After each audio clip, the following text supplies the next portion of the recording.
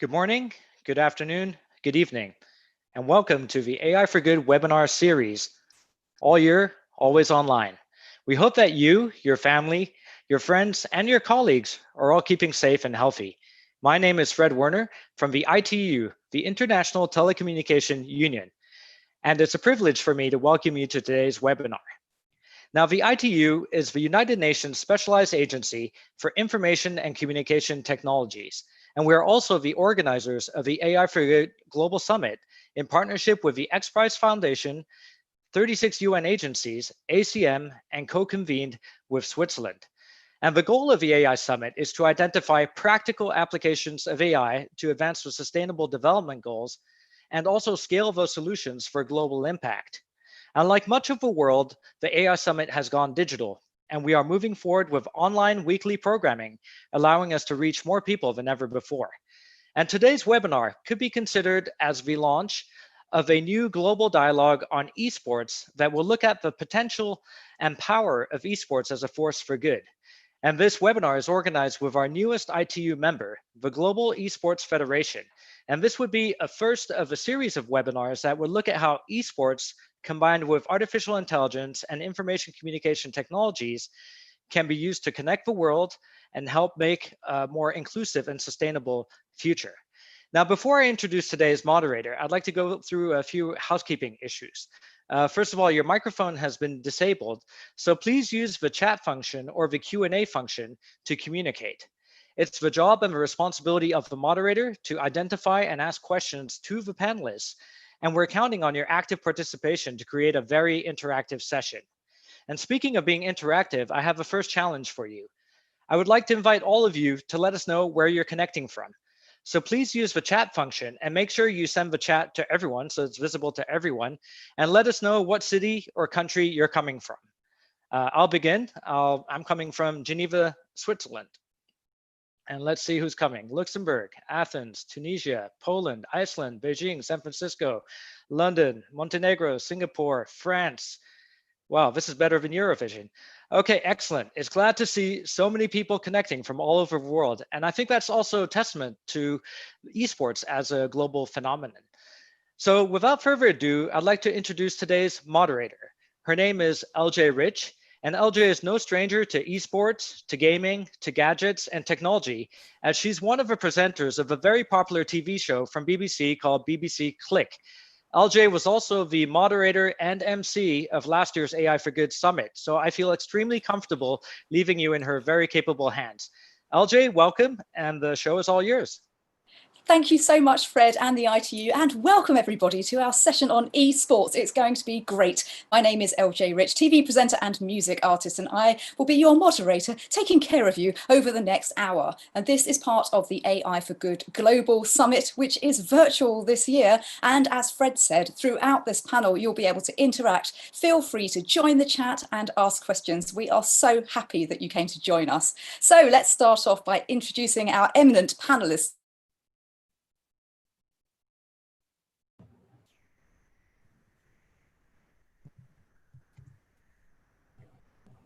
Where they're calling from, what they do, and something they really enjoy. So let's start off with Kun. Say hello and where you're from, what you do, and what you love.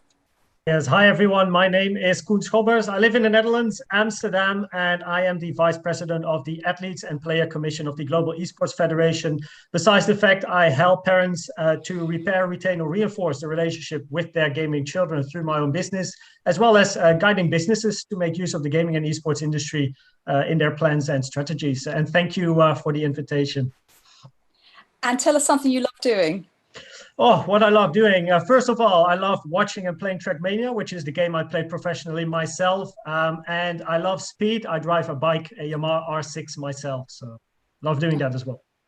No stranger to speed. And let's go over to health with Dr. Melita Moore, who's joining us. Hello, please say where you're from, what you do, and something that you love.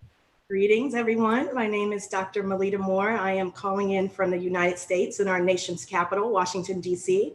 I'm a sports medicine and esports medicine physician. I'm also on the Athlete and Players Commission and the Education, Culture, and Wellness Commission for the Global Esports Federation. And something that I love to do is I love studying wine. I wish I could be a sommelier. I love the minerality and the terroir, and it's kind of like Mother Nature's chemistry lab. So that's what I enjoy. You see, this is exactly why I love asking that question of people. So let's find out our final panelists' answers. That's Chester, over to you. Where you're from, what you do, and what you love. Hi, everyone. Yeah, my name is Chester King. I'm based just outside London in England. I'm the chair of the Education, Culture and Wellness Commission for the Global Esports Federation. I'm a member of the board. I'm also the chief exec of the British Esports Association, and I sit on the IOC's Esports and Gaming Liaison Group. I actually love croquet and table tennis, but the most important thing is sleeping. I really love sleeping, but I don't get much of that. I suspect that most of the people watching would have exactly the same thing about the lack of sleep. So you're not alone there. So during this, you may hear people talking about something called the SDGs. They are the United Nations 17 Sustainable Development Goals, which you can check out by searching for SDGs online. And I'll stick a link up in the chat for those of you who want to take that further. And I'm presuming that many of you will have seen esports or had some experience of it. But for those of you who are unfamiliar with esports, we have a brief video for you. Genu, please, could you run video 1?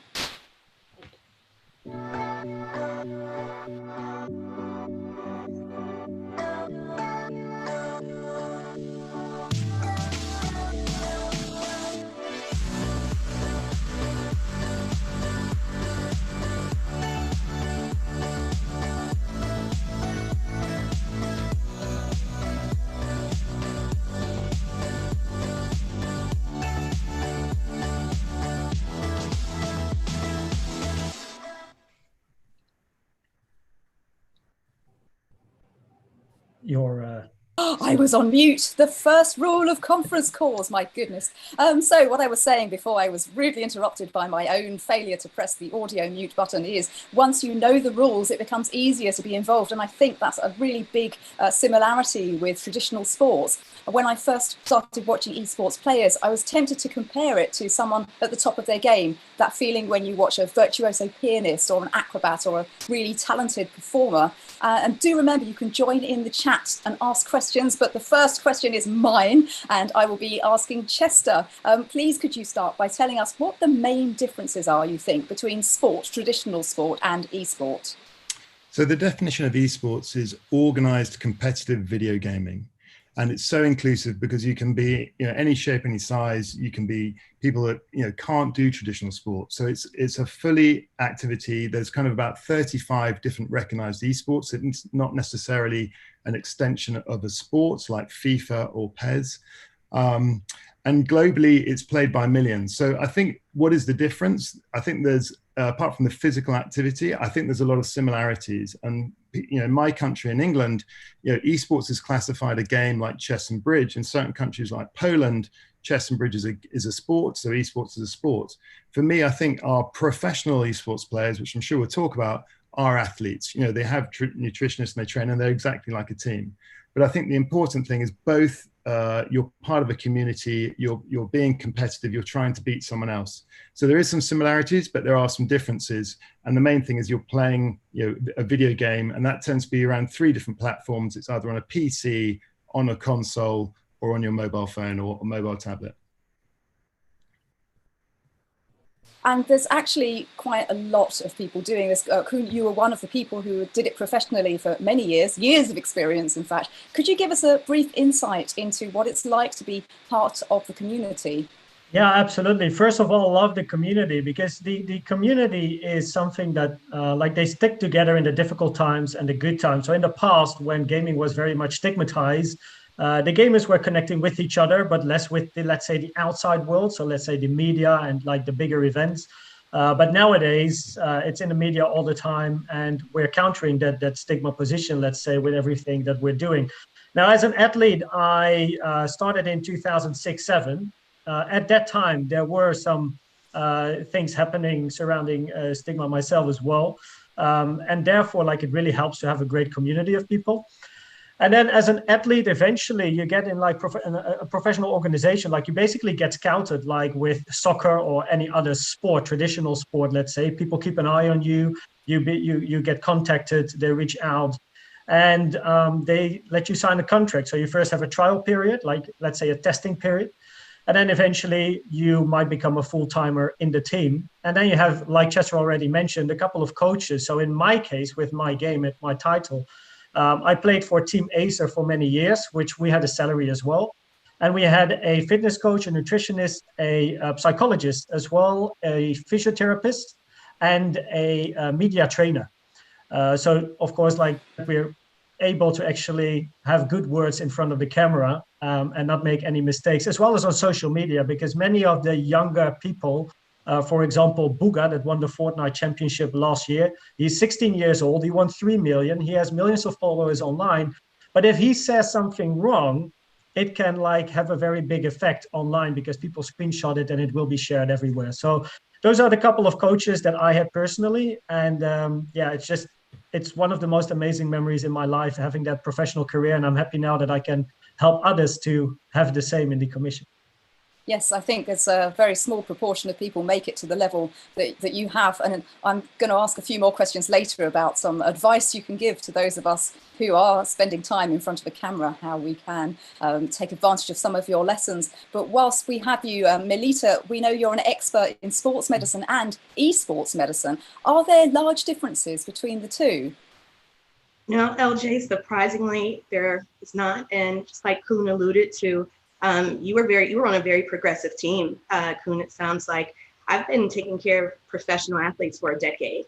And so I have now been in esports. This is now my second year taking care of a professional esports team. And I treat my e-athletes exactly the same way that I treat my traditional professional athletes. And so just like we focus on their nutrition, on their sleep, Chester, I know you said you didn't get much sleep. So we do focus on that for our esports athletes, exercise, well-being, and really going to one of the SDGs about good health and well-being. That's exactly what we do in the esports community, is making sure that we are really focused on their health and wellness. And so we are starting to see the trend that more of at least professional esports athletes are being kind of treated in the same way as you would think of as a traditional athlete, but we're really trying to get that down to the grassroots level and starting from, you know, when you're very early on gaming and really teaching the importance of why you should have healthy gaming behaviors. And to add in on that as well, as a professional player, like, teams have a choice of many millions of players that play on a top level,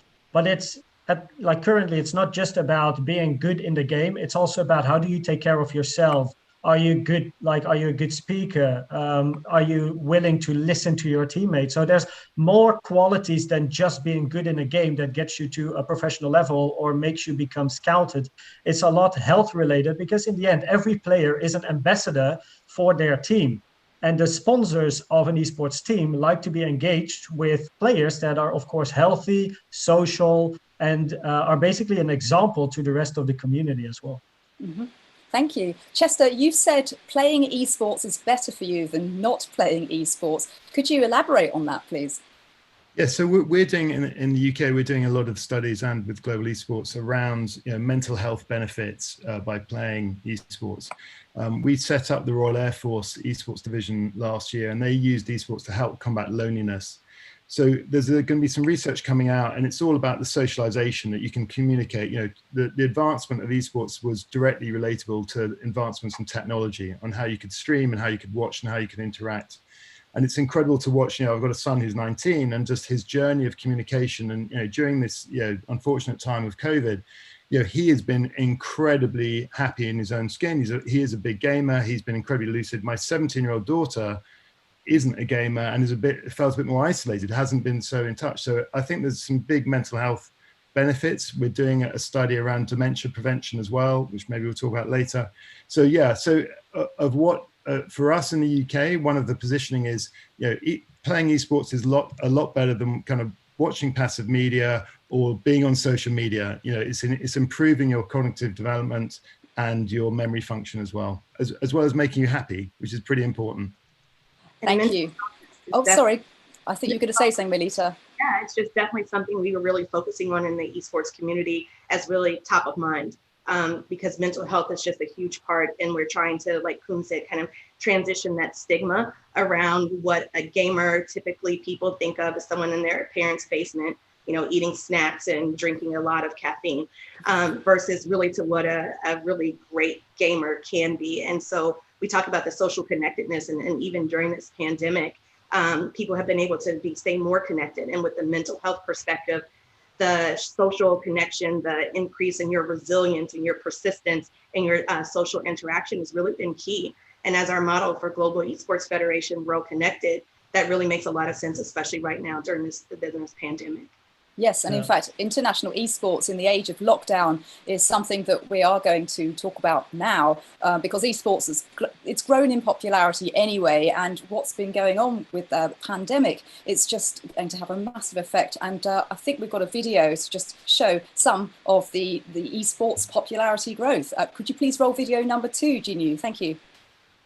The year is 2019, and an arena of 15,000 human beings have such a passion for a video game and someone that played that video game that they just received a standing ovation in an arena full of 61 different nationalities of fans.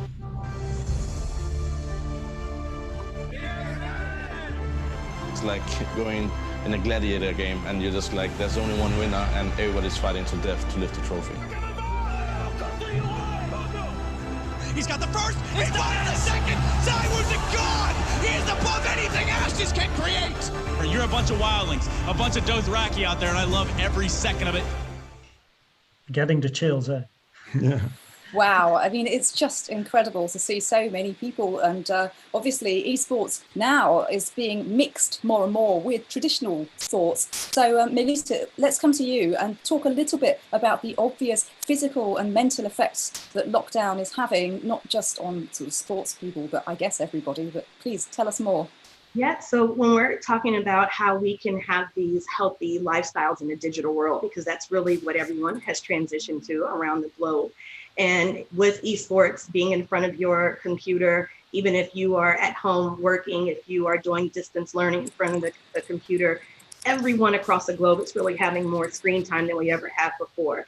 And so what we focus on with our gamers and our esports athletes, it's really vision health, and making sure that we are taking care of our eyes. A lot of people do not even think about vision health when you're talking about the overall health and wellness of a gamer. And so 70% of our brain and eye are connected. And that's why it's really important to make sure we're focusing on our vision. So when you're in front of that screen and your eyes are getting blurred, it's a glare, you're starting to get a headache, you're blinking a lot, that's because you're getting something we call computer vision syndrome or digital eye syndrome.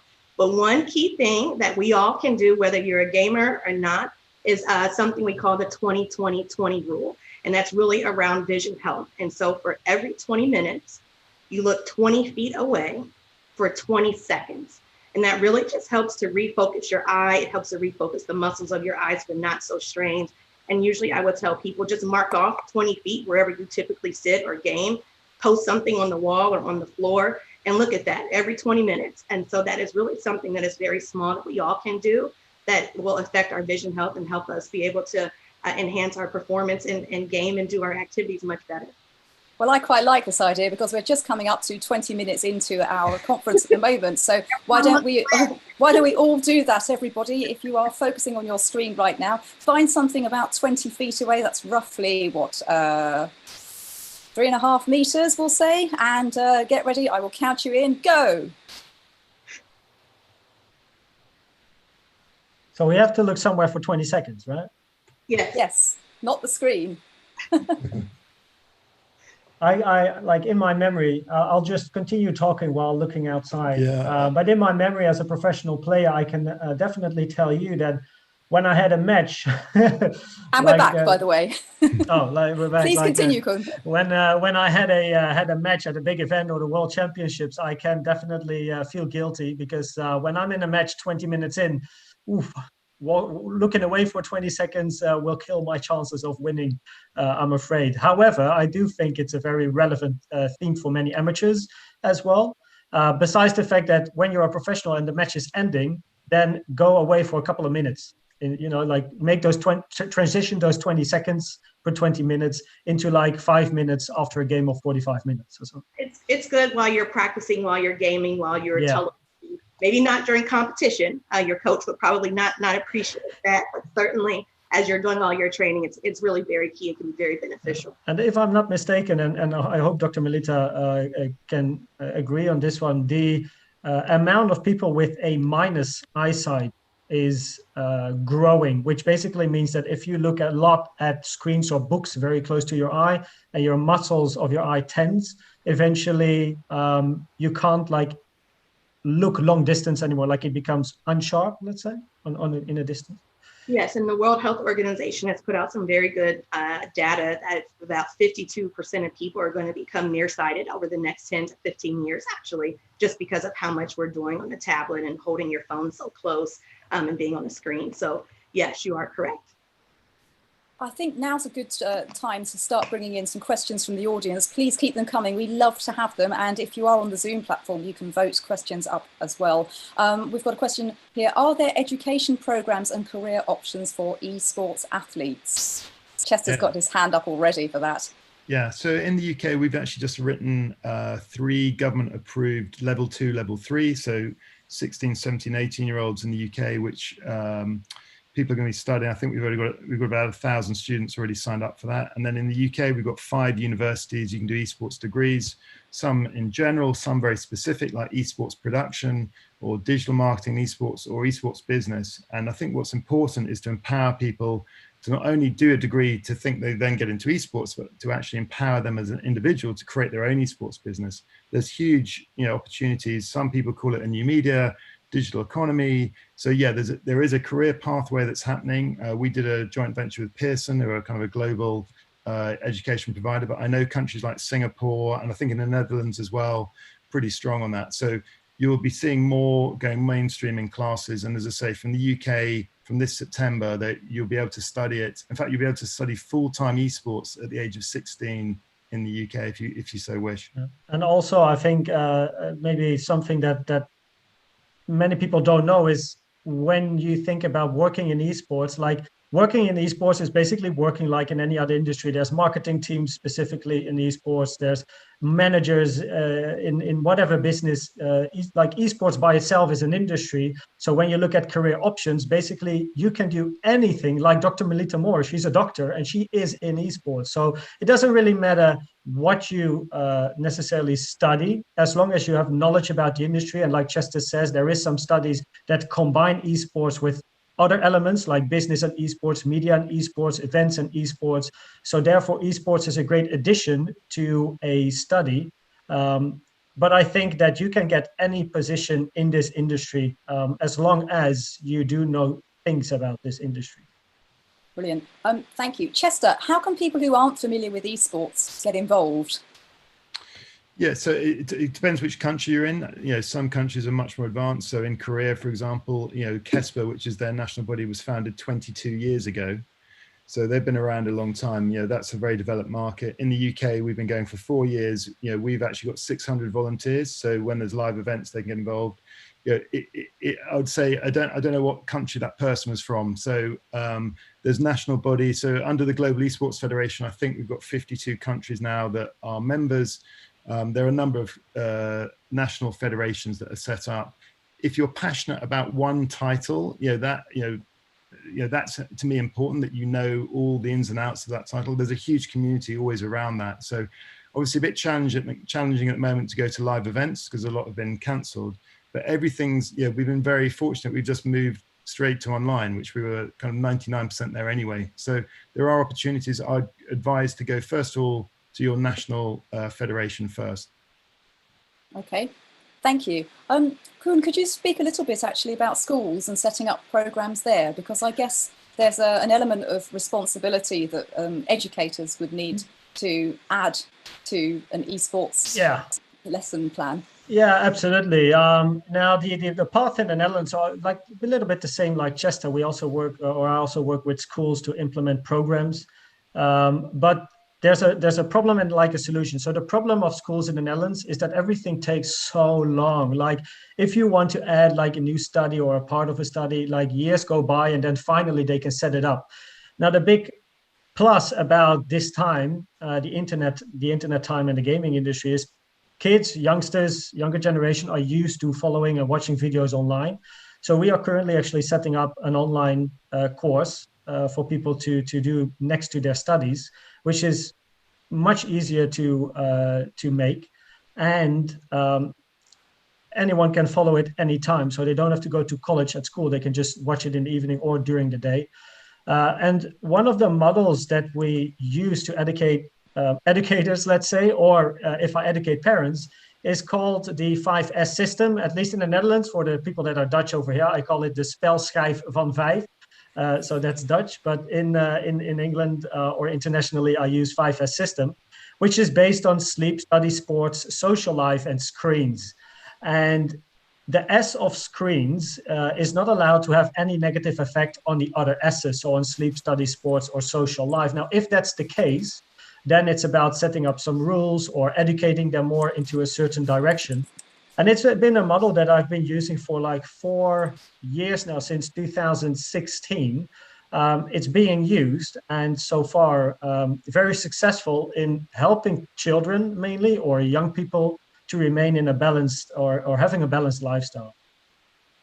Brilliant. I think now's a good opportunity to start talking about esports for good, and just address this idea of creating a healthy lifestyle in a digital world, especially right now when so many of us are online so much more of the time, whilst we are kind of, and those of us, I should add, who are lucky enough to have a faster connection at home.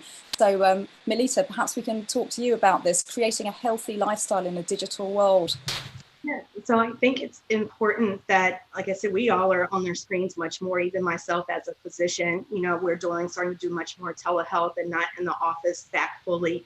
And we still need to remember we have a life that once we come out of this digital world, that we still need to make sure we're doing all those things to stay healthy. And so not only obviously our vision health, one thing that is really important is making sure that we are staying active. And making sure we're getting in some exercise. Exercise is medicine, and that is tried and true. And so, here in the United States, our main sports medicine federation, that's what we really preach. Exercise is medicine. We also know that there's a lot of esports studies that are out there for you gamers, is that actually if you get in just 20 minutes of physical activity in a day, it actually helps to increase and enhance your performance. So not only are we exercising for our physical health, our mental health, it also can help to level up your game. And so if you can get out and do 30 minutes of a walk a day, that really is all that you really need. So exercise is key. And we also need to be making sure that we are focusing on what we're eating. A lot of people are at home and it's very easy to do a little snack, but just making sure it's a healthy snack. We really are helping to focus on more whole food, plant-based diets. Number one, it helps to boost your immunity. And right now we need our immune system as strong as we can to fight off any kind of viruses or infections that may be floating around. It also helps to improve your overall wellness. So making sure that we are exercising, we're eating a really good diet. You can have a little snack here or there, but just making sure overall that we are trying to sustain this healthy lifestyle. We're doing our vision health, and we're really taking some time to focus on our mental health and taking a few minutes in the morning to meditate, to really focus on mindfulness, just to kind of have that balance and that reset. There's a quick 60-second activity you can do where you just place your palms on your hands, your feet flat on the floor, and you close your eyes and you focus on your breath, meaning you're just focusing on how you're inhaling and you're exhaling for 60 seconds. And that can actually help to hit that reset button to kind of relieve your stress, get you more motivated, get your focus and attention back. And that's something you can do in between meetings, in between games. And so we're just really making sure it's overall, we're focusing on what we can do to maintain our health and physical well-being during this time. Thank you. I do feel that all of us probably know we should eat less and exercise more. It's a question of trying to find the time to fit in. And I'm certainly quite inspired to make a bit more of an effort there and perhaps open the snack box a little less often. So I can see a question here from the founder of Lagos Esports Forum in Nigeria. It's challenging getting young people in Nigeria and some other countries into esports, as it's culturally seen as mere gaming, is there a possible global project the Global Esports Federation could use to douse this bias and blend education and esports in such countries? So I guess the wider question is what initiatives can we do to make esports more of a valid thing for people to do? Yes, so I think one, it's around technology. Africa is very exciting for all of us, and the Global Esports Federation has signed something, the Commonwealth Games Federation recently, and I think we would love to help Africa, would help the youth with new digital economies. We've got some projects going to be announced pretty soon, working there. The one issue is around servers. So when you play certain esports, there's a thing is you talked about earlier, LJ, about lag times or ping rates or latency. And I think what's going to happen is some of the big publishers will slowly move their servers for their games in certain countries in Africa, and that will be happening, and that will help stimulate, I think, better response, more interest in esports. The problem is at the moment, if you're in Africa and you're playing people outside Africa, you'll never win. So it's like playing a sport where you can never win because of the lag time.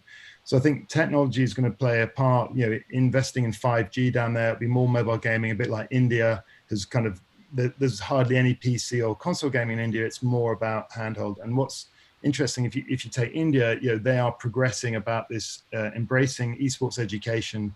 There is a role for us to do, and for every country to support education. There's one of our great partners is NASEF in America, who do a brilliant job promoting free esports education, and they're going around the world promoting their curriculum, which is a brilliant initiative, and it's free esports advice. So I agree, Africa is a focus. There's some initiatives going to be coming out later this year, but we need to work hand in hand with the publishers to kind of invest in the infrastructure. Otherwise, they're not going to be on the same playing field. Yeah, I think the infrastructure as well to add upon is cloud gaming is becoming a thing as well. I've recently played on Google Stadia at a friend of mine, which works brilliantly in the Netherlands. It works brilliantly because we have the very fast internet connections. So I think, like Chester mentioned, is the hardware should be good enough in Africa.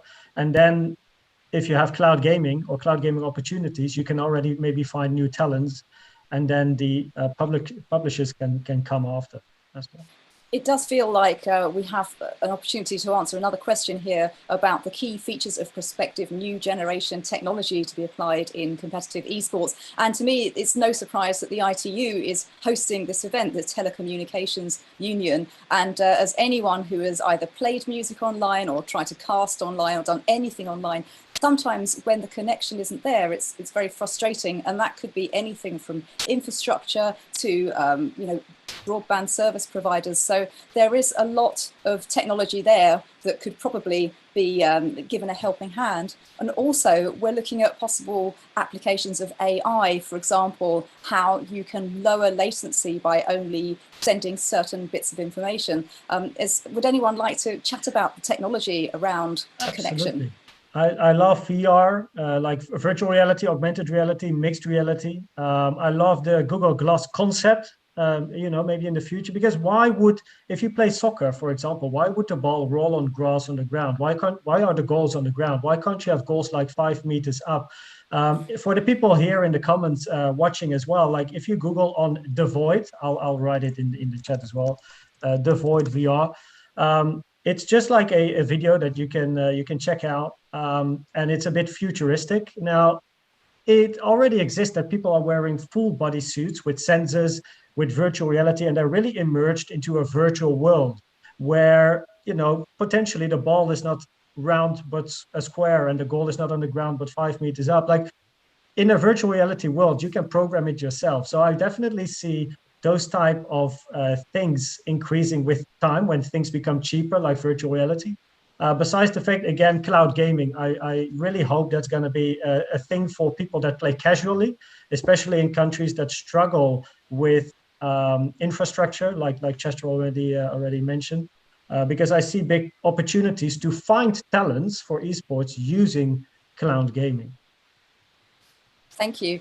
I've got a few more questions I'm going to try and rattle through because we have so many. Thank you so much for them. We have a question about cyberbullying and cyber violence in esports community. Is this a serious problem? Toxicity. Yeah, so toxicity. So again, historically there has been issues. I think with the change in law and more people focusing on it, and the publishers getting involved and Twitch getting involved. It's interesting that if you take the UK government, the focus was about social media, but obviously if you're using Twitch or Discord, there's so many ways that you can get to youth, and some people don't use social media, but they use these other platforms. So it's definitely something that's being addressed. I mean, we're working together with a number of UK organizations to help improve online safeguarding and what is the recourse in that. So in the UK, we have a national schools tournament at a high school level, and we have a code of conduct. And if people don't adhere to that, like on a football pitch, you have a yellow card and red card. So we're instilling that from young children, so they understand about that you can't do this and you can't say that. You've got to also bear in mind that a lot of these children are going through puberty and there's a lot of emotions. So it's the way that you control about winning and losing, which I understand, but there is zero tolerance from toxicity in what we're doing. And I think from a global esports point of view, that's something that be spread out. I think there is a generation that kind of accepted it, but what we're trying to instill is in the newer generation that it's just zero tolerance.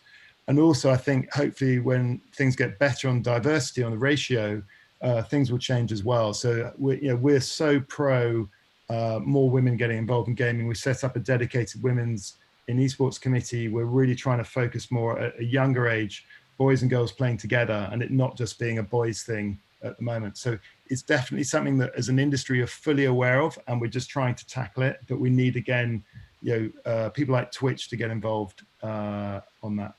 Perhaps there's a way to gamify the process whereby being nice, you can earn coin or something like that. There's a few games like that already, yeah. So it's actually also an activation with a brand that I've done. Now, I'm not going to mention the brand for purposes, but what we did is we had the spring split of League of Legends in the Netherlands, in Rotterdam. And in order to have people go there for free, they had to be nice in one of the Twitch chats. So we had an old granny playing League of Legends, and she had no idea how to play League of Legends, so the chat had to help her out, and everyone that helped her out, was nice, eventually got a ticket for the event. So that was just one of the small things you can do in order to support being nice to one another. And one thing I really am a big proponent of, as Chester was alluding to, is promoting and elevating women in gaming and really empowering women, especially at a younger age when you're talking about cyberbullying. In some games when you do have the headset on, you can hear the voice.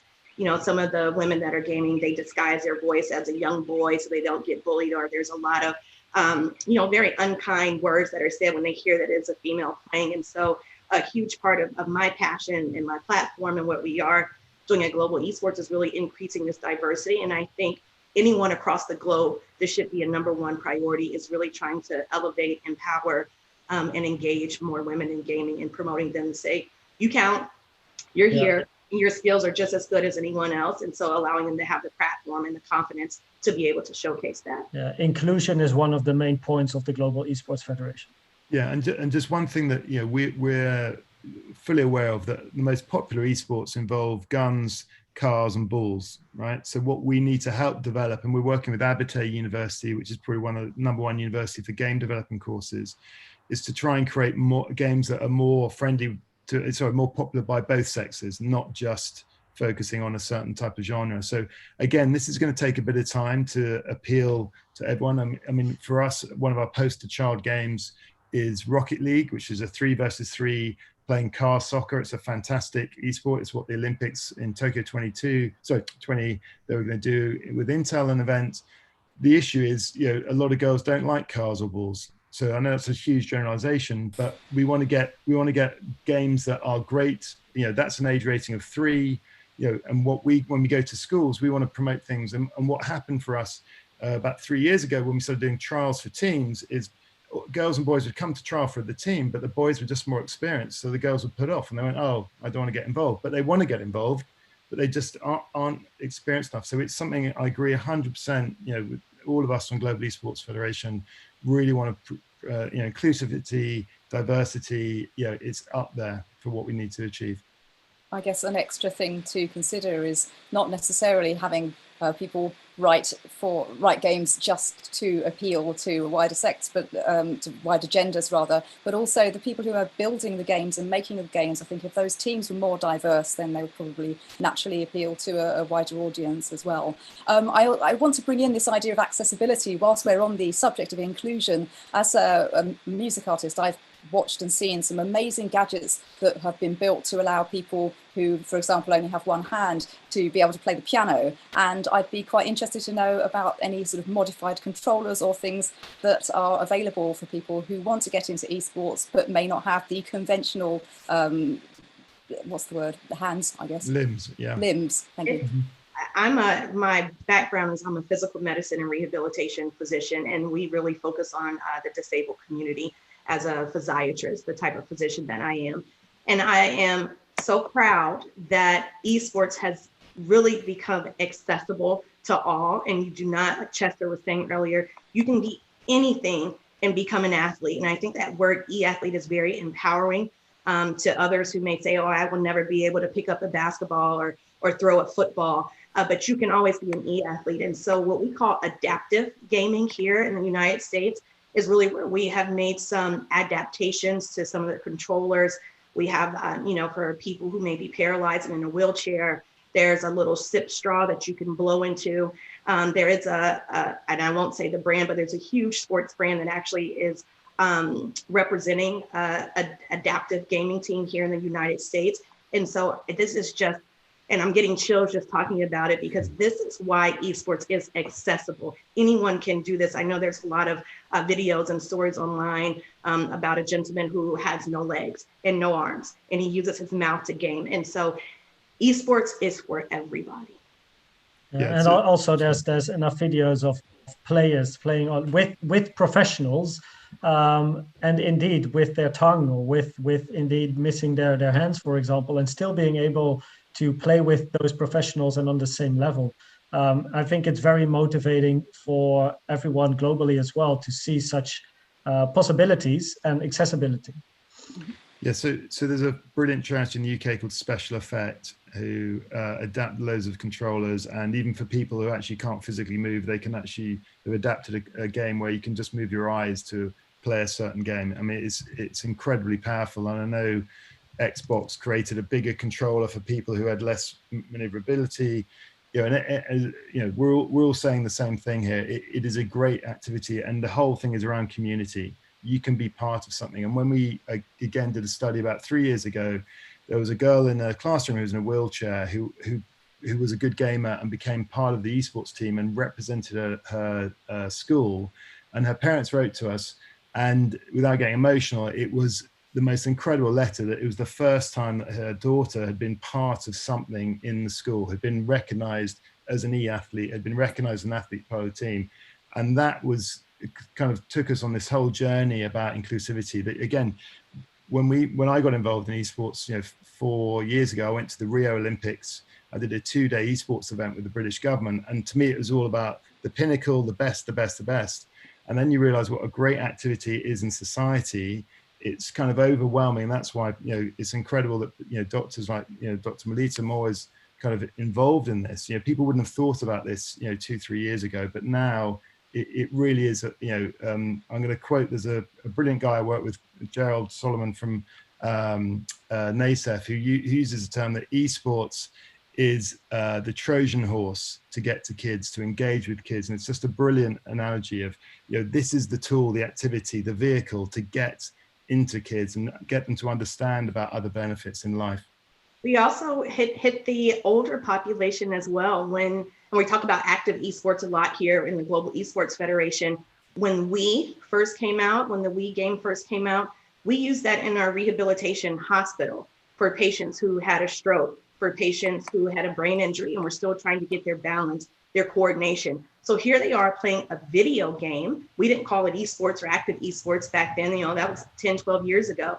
But we have an older population using a video game to help improve their physical ability while they're in a hospital getting rehabilitation. And so this is just the breadth that esports can cover from the young to the old, which are traditional sports or your active sports. And so, anyone who's not involved, you should be involved after this.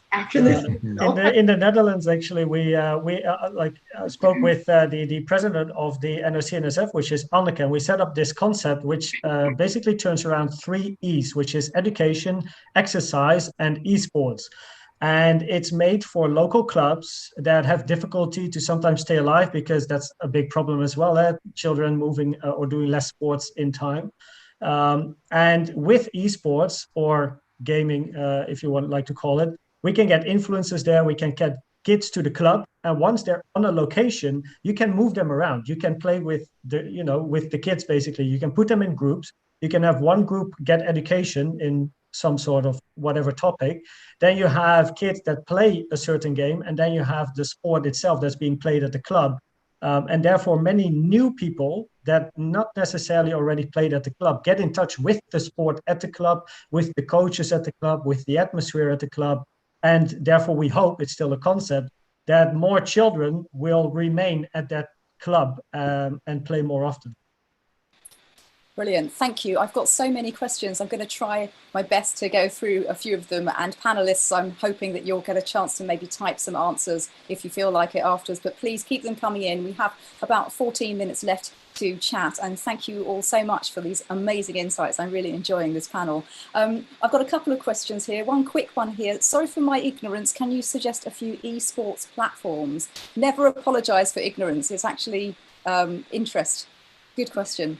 I'm just wondering what you really mean with esports platform, because is that like live streaming platforms or community platforms or event platforms or gaming platforms? Yeah, I guess we'll go for a little bit of watching and a little bit of taking part, because obviously you can just head over to Twitch TV and watch people gaming and talking about it, and that's probably one of the things that people would probably know the most about. But there's YouTube gaming and well, obviously over to you.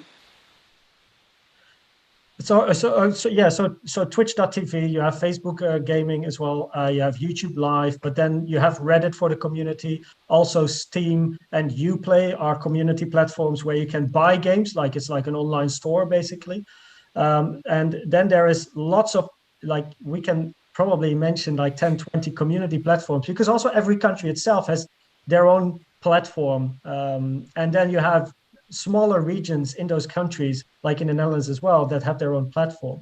I just think Reddit is one of the biggest and well-known platforms, besides Twitch.tv for live streaming.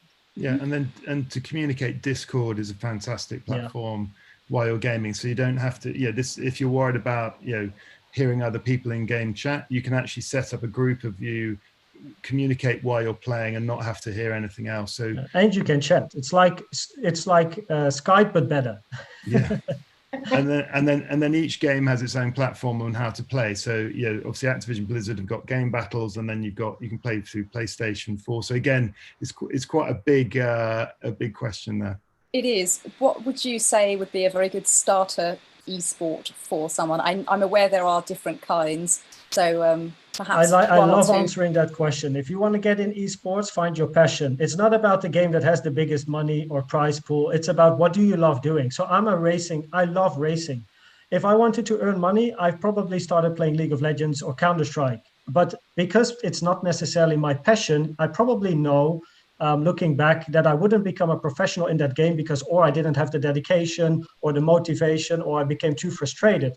And because I played Trackmania, which is a racing game, and I loved racing, I was always motivated to play that game, even though the prize pools are not millions, not many thousands, but like 1,500 euros, 7,000, 10,000, which is great. That one passion, that one game that isn't one of the biggest in the world, still got me VP of the Global Esports Federation, for example. And I'm very proud. And Paul is here as well in chat. I already saw him watching, lurking, as we call it in gaming language. But I'm very proud to be part of the Global Esports Federation, and that as a Trackmania player. Now, are my experiences as a professional in Trackmania different from League of Legends? No, not necessarily. So I think, first of all, find your passion. What do you love doing? And then find a certain game and community that you can identify with, and you will be motivated to be part of that community and keep on playing, find online friends, and enjoy your time.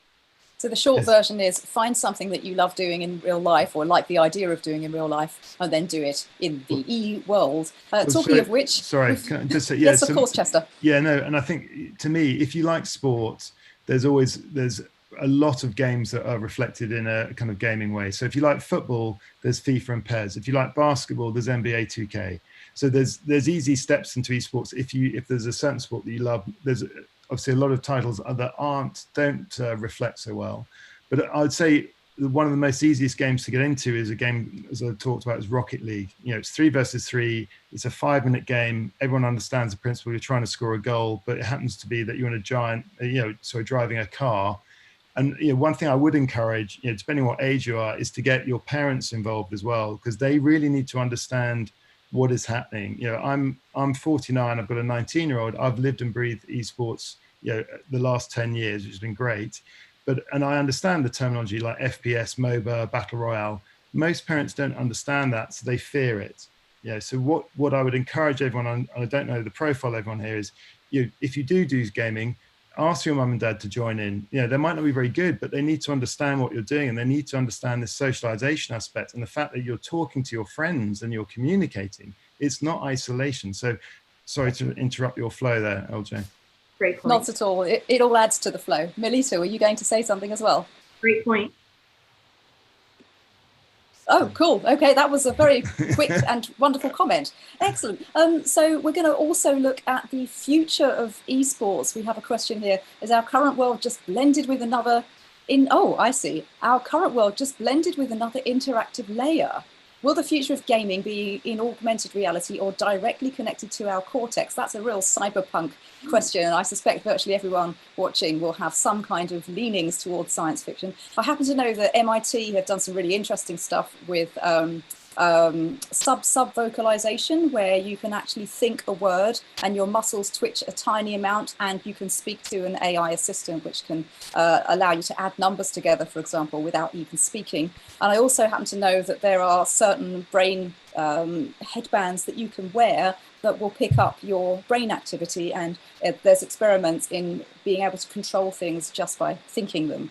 So there's certainly quite a lot going on in terms of technology. Neuralink from Elon Musk. Oh yes, of course. So I mean, obviously as an esports player, there's quite a degree of fine motor control involved. I don't know whether the technology for brain control is quite precise enough, but do we have any thoughts on that? I guess it's a matter of time, really, as everything is. A matter of time before the technology is so advanced that it is possible. The question is, are we open for it? Are we gonna indeed evolve where we are not holding a controller anymore, but we are like straightly connected, and just by thinking we can control the car or the Rocket League car or something in the game? Will we even be playing games, or will it be a mix of professional or being a traditional athlete with a virtual environment, so that you actually combine the physical aspect with the virtual aspect? I see that happening as well, as many traditional sports are trying to find their way out in the virtual environment, where I also happen to know that, for example, rowing is currently building their own platform to hold esports competitions as well virtually with your row machine at home. So there's so many different elements, very exciting, but I think too it's a matter of time, really. Yeah, my only comment on that is, it sounds really a scary term, but traditional esports. So, you've got people that say it has to be on a PC, it has to be 5 versus 5 on, and that's what a traditional esport. When mobile esports came out, there were so many people going, well, I don't want to watch people on stage, looking at people playing with their mobile phone. That's not traditional esports. So, you have got different kind of, generations already, feeling empowered that that's their time. So, obviously mobile gaming, is becoming massive. PUBG is one of the biggest mobile games. Tencent done a great job, pushing that. So I think it will come, and it's all going to be about the devices. My son was a great Pokemon, when that came out 4 years ago, going around the world, picking up and stuff. There will be games. I think there was restrictions at the moment on VR gaming, because of, you've got to wear the headsets and you can bump into each other. But it will be a question of time. But I think you'll have people who invested so much time and energy, a bit like a sport. So people say, oh, will League of Legends die out? And I go, No, yeah, people invested hundreds of hours of time to become. It's like being good at golf. You invest a lot of time to be good at golf. You've invested, so if baseball suddenly comes along, are you just going to give up golf and play baseball? No, you're probably going to carry on doing both. So it's going to be really interesting of what I kind of call, as I say, traditional esports, which is an unusual term probably in the contents of, we're talking about how modern and great it is at the moment. So it's about keeping evolving or keep evolving as an industry. Yes, and also once we take into account we've got human people playing against each other, at what point do we allow AIs to compete, like AlphaGo, the sort of next generation from Deep Blue? AI versus humans is already there. Yeah. Yes, but then at what point do we get AIs versus AIs, where your human simply becomes the person building the program, and then they go off against each other like a robot wars, but just the minds of these I'd like AIs. to ask Chester, the team fight tactics is basically a bit of AI, right? Like you're planning your team and then the AI is doing the rest. So basically there are games that are based upon AI. Team fight tactics is one, Google for the ones not knowing, but it's like a game where you basically pick your champions, like your characters, put them in certain positions, and then the game itself will basically run the battle like AI, like a sim automated. game. Yeah, and then afterwards you see if you won or did not. Yes, there's also the place for AI to simulate your opponent. If you have enough gameplay, you can probably just grab all of the data of your potential opponent's play strategies and then put it all together, and then you might be able to predict your opponent's next move, at which point you're then looking at some very interesting situations where if you have enough computing power, you are more likely to win against another person. And that kind of brings us right back to this idea of the digital divide and I guess the UN's Sustainable Development Goals. So one of them is about inequality. So as a last word before we close the panel, perhaps we can have a little insight into ways we can decrease inequality. So from my point of view, wearing my esports hat, it's around technology and hardware. And I think what's great is governments are realizing that there's career pathways, education pathways from esports. It's going to take a bit of time, but this is a credible industry in itself with huge benefits. So this isn't kids gambling. This is actually people learning human versus human interaction. There's so many benefits. And I think the more people I'm the older generation, just think, it's kids playing games. It's not that at all. There's a whole world about esports that's incredibly exciting. And I'm honored to be part of the Global Esports Federation that's only been going for 6 months, and they've done a great job to get us here. So the more that we can help promote it, the better. But on inequality, we need more investment in technology to get things going, and an education to people of my age, I would say. I'm going to echo doing my best. With funding. I think funding is a huge opportunity to try to decrease this digital divide here, at least in the United States. A lot of this digital divide is due to social economic.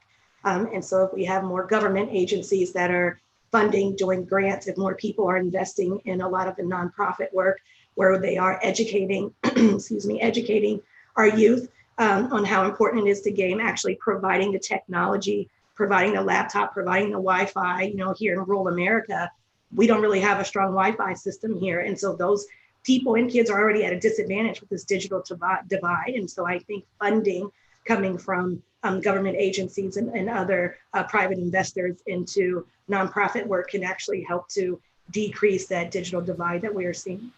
Mm-hmm. And I think there's been a few questions in the chat about how to go about sponsoring. So I'm presuming that somebody from the panel can type an answer to you on that later. Sorry to interrupt, go on. You want to engage about sponsoring or the inequality? Please talk about the inequality. Yeah, so I think another very important thing is grassroot gaming, as we like to call it. So that's basically you have the very big esports event and the professionals, but you also have the amateurs. And in the Netherlands, you now see like local clubs popping up. So people that not necessarily have the equipment can subscribe at like a local club or pay a little entry fee or whatever their business model is.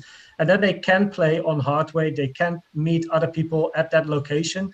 We see that in the Netherlands a lot. Unfortunately, with Corona, a couple had to close, but COVID-19, sorry. So, but I think grassroots gaming is going to be very important, and therefore we need investors because, of course, money is involved. So I guess that's part of infrastructure. And I agree with Chester on education. So many people don't yet know what gaming and esports actually is, what it's about, how the community is like, what the industry is like. And of course, when the decision makers get to know esports, they will undoubtedly be more open to explore possibilities in this specific industry. So I think also, of course, the Global Esports Federation has the Education Commission, which Chester is part of. So I think that's a very important role towards the future. And besides educating professionals, also the parents, which is something I do myself in the Netherlands. So I think there's a lot of education and infrastructure things that have to happen. Brilliant. I'm afraid that's where we're going to have to leave it. I'm sure everyone could chat and listen for much longer. So thank you, everybody. Melita, Koen and Chester, it's been a real pleasure speaking with you. And thank you, audience, as well, for your incredible participation and your thoughtful questions. It's really been quite wonderful spending this last hour with you. So live long and prosper, everybody. And it's over to you, Fred, for the final words. Wow, thank you very much, LJ. And wow, what a great discussion. It's a pity it has to end, but all great things must come to an end. But also have no fear. This was the first of a series of webinars that we're planning on the topic of looking at how AI combined with ICTs and esports can help to connect people more and also build a more inclusive world. If you'd like to get involved, please get in touch with us through our website. So one of our colleagues will be pasting some URLs and email addresses in the chat. So again, if a topic caught your attention or you want to be notified of the next sessions on this topic, just look at the chat and feel free to get in touch with us. And of course, I'd like to thank our panelists and our moderator for the excellent job, the engaging discussion. I personally enjoyed it very much myself, and I hope you did the same. I'd just like to highlight that we have another episode on Friday. So we have the Innovation Factory, and the Innovation Factory is basically where we did a call for startups that are using AI or machine learning in a unique way to help solve one or many of the sustainable development goals. And what happens is a short list of these startups come online, and they do some very short live pitches to a panel of mentors and advisors. And the best startups will be selected, will have a chance to pitch their startups and ideas to a much larger audience at the end of the year, and that will be presented as one of the outcomes of the AI for Good Summit. So if you're interested in innovation in business, in AI, startups, SDGs, I suggest you register for Friday at 15 p.m. So you can go to our website to register for that as well. So we've come to the end. And again, once again, thank you to all the speakers, the panelists, and the participants for all your questions. I saw so many questions in the chat and the Q&A. That's really great. Also, thank you to our sponsors, our partners, and of course to our co-convener, Switzerland, as one of the big supporters of the AI for Good Global Summit. And with that, I'd like to bid you farewell and good evening, and see you on Friday. Good evening.